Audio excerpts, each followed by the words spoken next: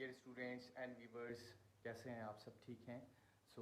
जैसा कि आप सबको मालूम है कि जो एमडी कैट है उसका टेस्ट जो है वो रीशेड्यूल हो गया है due to flood across the country.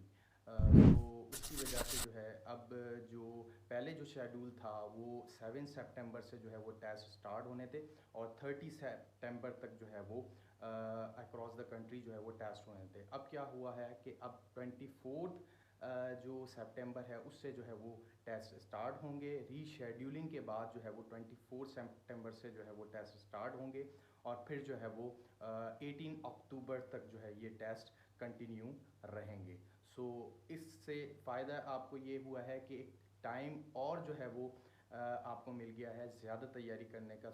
तैयारी करते रहें और जो है वो फ़ाइनफो के साथ, फ़ाइनफो चैनल के साथ कनेक्ट रहें और जो कोई क्वेश्चन हो वो आप जो है वो कमेंट सेक्शन में ज़रूर करें। स्टूडेंट, जो रिवाइज शेड्यूल है टेस्ट का, इसका लिंक जो है ये मैं आपको जो है डिस्क्रिप्शन में दे दूँगा। इसी तरह से इसका पूरा डिटेल आप डिस्क्रिप्शन में देख सकते हैं।